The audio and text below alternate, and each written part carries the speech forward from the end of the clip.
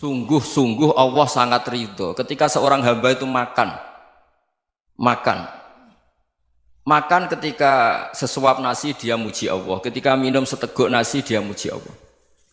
Itu kalau orang diridhoni Allah itu wali betul. Itu untuk jadi wali itu gampang, kamu makan ridho, kamu ninjak buminya Allah ridho seneng, kamu hidup keseharian aman seneng. Nah ini supaya sampean kita semua ngaji betapa panduan Rasulullah untuk menggapai ridho Allah itu banyak yang keseharian sekali.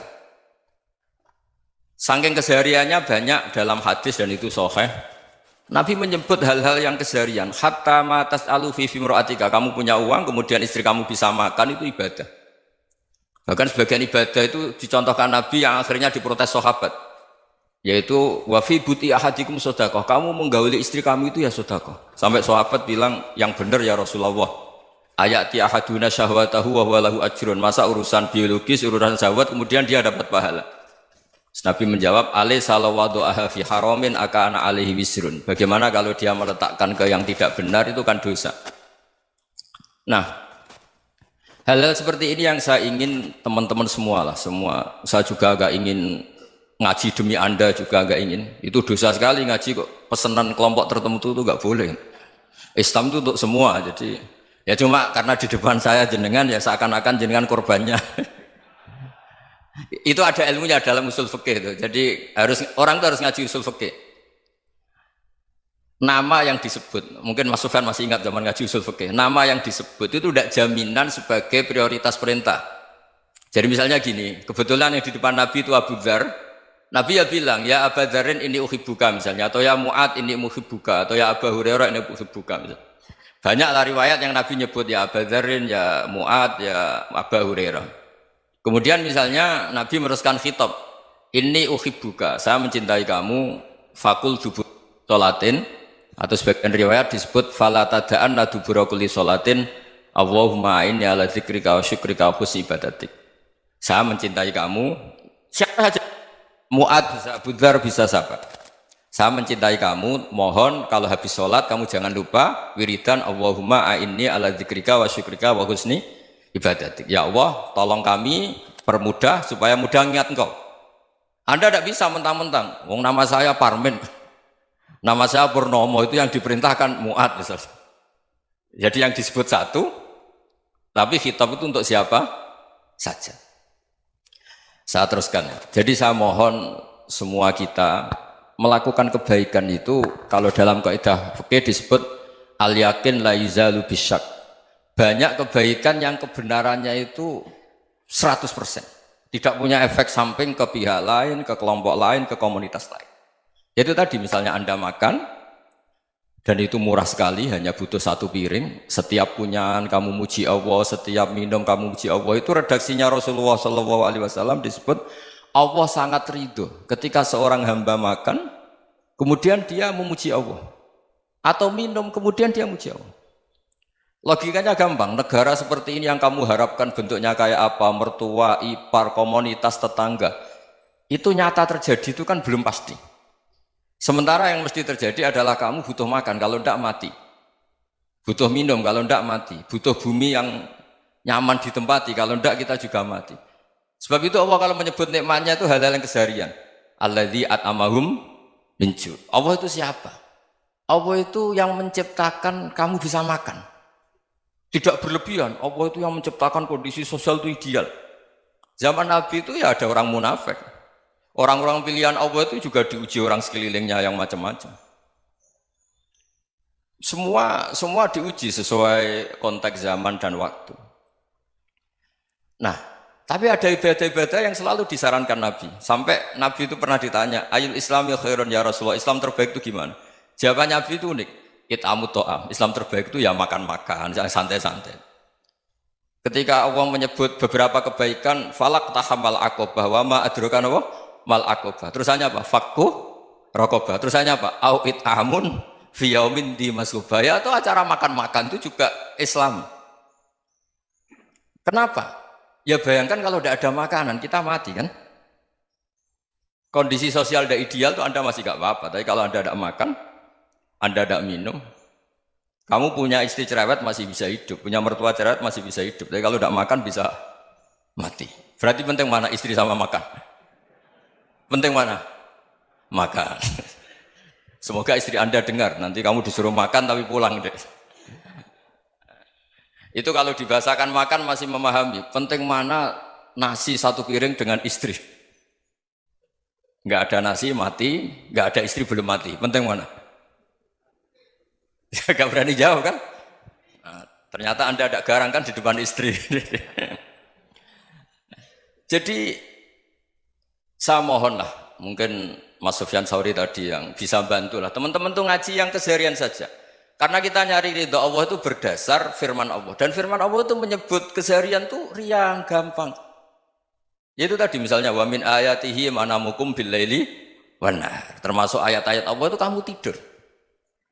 Maka dulu itu ada guyonan, ada tokoh Mu'tazilah, kelompok dalam Islam yang berpikir manusia itu bisa menentukan ikhtiarnya sendiri. Karena saya bisa duduk, ingin berdiri, berdiri. Karena kelompok ini nggak terima kalau semua kehendak Allah, nanti bagaimana kalau semua kehendak Allah kok ada hisab ya, ada sanksi.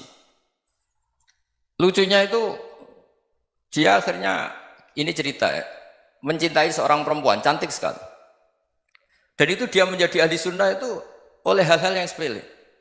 Karena istrinya cantik, ya namanya suami istri hubungan intim. Terus ditanya, Mas, masih ingin lagi? Masih. Silahkan diulang lagi. Wah ya tidak bisa. Katanya manusia bisa menentukan yang diinginkan. Itu tobat itu. Itu nggak bisa ditobatkan Mas Sufyan Ats-Tsauri. Orang cantik yang mudah nobatkan orang itu orang cantik. Segampang itu. Akhirnya kita tahu, makanya kalau dalam kitab Hikam itu disebut al-aqil mayyakul madza yaf'alu wa hubi wal ghafil mayyakul madza af'al. Orang yang punya akal karena sadar ini wilayah Allah, semua milik Tuhan. Itu dia tiap hari berpikir, besok Allah akan melakukan apa terhadap dunia ini. Kamu merencanakan suatu mau plesir, ternyata gempa. Mau wisata ke Rusia, ternyata perang. Kamu tidak pernah tahu apa yang akan terjadi besok. Wa ma tadri nafsum madza taksibu ghadan. Tapi anda semua kita ini sering punya jadwal permanen. Makanya saya kalau diundang siapa saja, sana takdir. Yang jelas Gus ini acara penting. Ya masih acara penting nak pangeran ngersakno piye? Kok ape dadi pangeran? Kamu kok mau jadi Tuhan? Itu kadang ya kiai. Penting Gus acara ini jenengan harus memastikan bisa. Loh kamu itu yang ngajarin tauhid, sesuatu itu biadillah kok bilang-bilang apa pasti. Kalau maksa terus tak tobatkan loh kamu kata saya. Ya kalau gitu Gus bilang insya Allah. Wah itu hati saya, fisik saya, roh saya sudah bilang insya Allah. Tidak usah kamu latih kata saya. Nah hal-hal tauhid keseharian itu gampang sebetulnya. Wal ghafil yaqulu madza af'al. Tapi orang yang lupa Allah dia setiap hari bilang besok apa? Kita bisa melakukan apa? Seakan-akan dia itu aktor, dia penting, dia subjek permanen, dia. Padahal kita ini hanya objek kehendak Allah Subhanahu wa taala. Karena kita yakin sesuatu yang terjadi di alam raya ini kita tidak bisa apa-apa. Makanya saya sering ngaji, sering bilang saya, ketika Anda mensifati Allah, Dia yang menghidupkan. Sudah itu tanamkan sehingga ketika kita mati santai saja. Kenapa santai? Allah punya cara menghidupkan kita. Zaman kita hidup juga gak tahu caranya ngelola jantung, ngelola paru-paru. Kamu juga gak tahu ngelola oksigen yang tidak beracun, tidak ngandung polusi. Tahu-tahu hidup. Gak ingin tua ya tahu-tahu tua, gak ingin mati tahu-tahu mati. Selama ini kita hidup juga gak tahu apa sebetulnya. Hanya gaya tok, punya jadwal, punya planning. Kalau kamu bisa menentukan pilihan Anda, pasti Anda istrinya cantik, 4 neriman semua, kona'ah semua. Nyatanya enggak kan? Ada 1 jelek, cerewet. Oh itu kan, nyatanya enggak bisa apa-apa Anda kan? Dan kamu bawa mati lagi. Itu kan, istri Anda juga gitu, punya keinginan, punya suami yang ganteng, yang jabat, yang neriman, yang enggak poligami. Ya enggak kesampaian juga. Kalau kita ngitung tingkat kegagalan kita itu gagal terus. Ya kan? Nah, terus ingat Allah, madza yaf'alu wa bi. Orang yang punya akal selalu berpikir Allah itu menghendaki apa terhadap saya. Lalu sama-sama orang melihat orang yang serius. Itu kata Anda itu pemikir berat, serius. Senang punya tokoh yang merengut tuh, karena kamu anggap serius. Tapi sebagian orang anggap orang yang serius itu wong merengut, wong masam, wong muka kok ditekuk. Jadi sama Itu hati ya muqallibal qulub tsabbit qalbi ala dini. Karena kita nggak tahu cara berpikir kita tentang orang lain, tentang sekeliling kita. Misalnya kita orang baik yang jenis ngurmat fakir miskin. Ada orang bangun masjid mewah itu janggal. Apa artinya masjid mewah kalau banyak orang kelaparan? Tapi kalau yang jenis pendidikan apa artinya masjid mewah kalau tidak bisa ngaji? Nanti yang jenis infrastruktur apa artinya ini kalau semuanya punya sudut pandang yang berbeda-beda. Dan Islam mengapresiasi semua kebaikan. Tapi katakan semua kebaikan itu adalah kehendak Allah Subhanahu wa taala. Karena apapun baik Anda itu pakai fasilitas yang diberikan oleh Allah Subhanahu wa taala. Sehingga ini yang disebut qulillah tsumadarhum fi khawdihim yal'abun. Ya kembali tadi ke tema-tema bahwa keseharian Anda ini sudah Islami. Saat Anda tidak bisa melakukan apa saja. Saya sering ada jenazah, biasanya kalau tetangga meninggal saya sering disuruh ngelepas. Saya bilang orang ini baik karena sering ngelamun di rumah, sering nganggur di rumah. Ditanya sama anaknya, kenapa Gus nganggur baik? Ya kalau dia nganggur artinya juga gak berbuat sesuatu yang maksiat kan? Ya kan? Orang nganggur di rumahnya ya tidak bunuh orang, tidak maling, tidak korupsi, ya namanya nganggur di rumah. Lah cuma istri cara pandang nganggur gak menghasilkan uang itu. Tapi juga gak menghasilkan kriminal kan? Jadi sebenarnya Islam itu cara, makanya kalau sampai ngaji usul fikih itu ada kitab usul fikih namanya Lubul Usul, itu terkenal sekali di pesantren itu. Itu kalau ngapresiasi keseharian itu luar biasa. Izma min mubahin illa wa yatahaqqaqu bihi tarku haramimma. Karena keseharian yang mubah saat Anda lakukan itu ada kehebatan yang luar biasa, yaitu meninggalkan haram. Makanya dulu banyak orang-orang alim ketemu temannya itu guyon sampai semalaman. Itu biasanya yang semangat Islam itu kiai kok tidak tahajud, kiai kok tidak witir. Orang yang sedang mapan uangnya banyak, malam itu tidak kelayaban itu sudah luar biasa. Melawan nafsu supaya tidak maksiat itu sudah luar biasa. Supaya lupa guyon sama temannya semalaman sampai subuh. Gejlok-gejlokan ngenang zaman miskin, zaman kuliah nggak jelas, zaman apa. Melihatnya jangan takut tahajud. Seperti ini meninggalkan tahajud, tapi meninggalkannya ini talkul muharramat. Jadi kayak apa hebatnya? Sehingga Imam Ghazali punya riwayat yang agak unik. Hatta takuna ibadatu akhiri hadil ummah iku an-naum. Sehingga suatu saat ibadah terbaik umat ini itu tidur. Itu kan riwayat kontroversi. Ketika Imam Ghazali ditanya, kenapa iya? Kenapa kamu mulai keluar dari rumah itu sudah banyak maksiat? Melihat perempuan yang enggak mahram, melihat fenomena. Tapi kalau kamu tidur itu enggak melihat apa-apa. Tapi juga kamu jangan nganggap tidur itu ibadah betul. Saatnya melakukan fardu ain malah masih tidur. Tapi itu sudut pandang yang menjadikan kita Islam itu gampang. Jadi saat Anda tidak bisa aktivitas apa-apa, misalnya ada beberapa orang yang lumpuh. Lumpuh itu memang nggak bisa Jumatan, nggak bisa ibadah, tapi dia juga nggak bisa maksiat.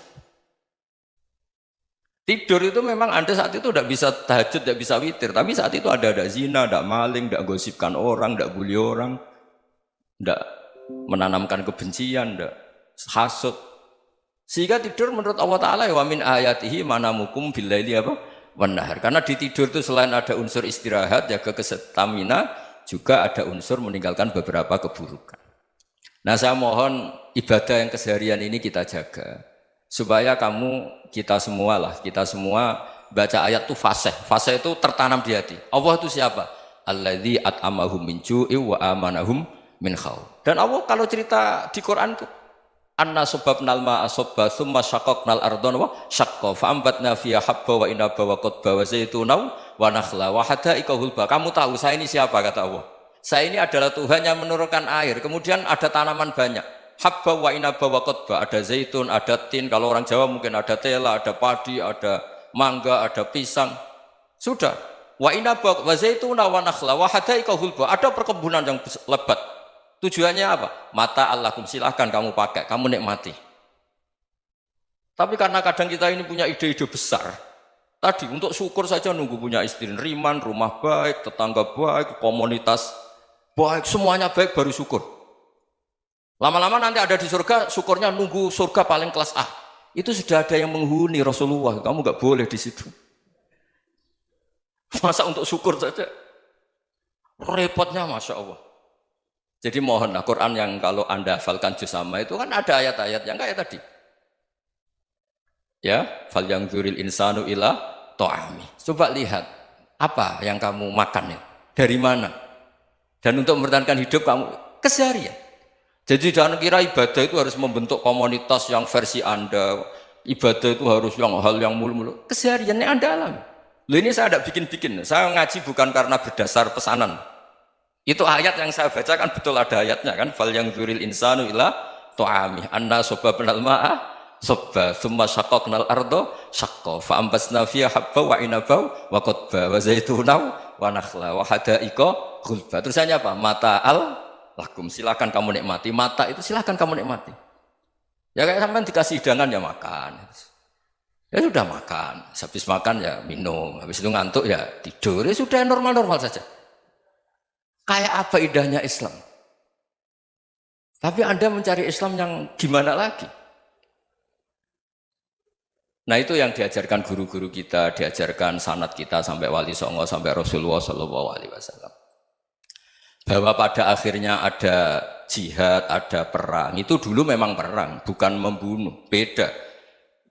Dulu kita dijajah Belanda ya perang, dan itu normal karena kita dijajah. Jadi ketika orang lain ingin baik sama kita, wa in ahadum minal musyrikin astajaroka ya fajirhu hatta yasma'a kalam Allah. Kalau mereka ingin baik ya kita baik. Makanya ada istilah mustakman, mu'ahad. Kalau mereka ingin damai, berdampingan dengan kemajmukan ya itu yang lebih baik. Karena memang Islam menghormati proses perdamaian. Wa in janahu lis-salmi ya fajnah lah. Kalau ingin damai ya kita harus damai.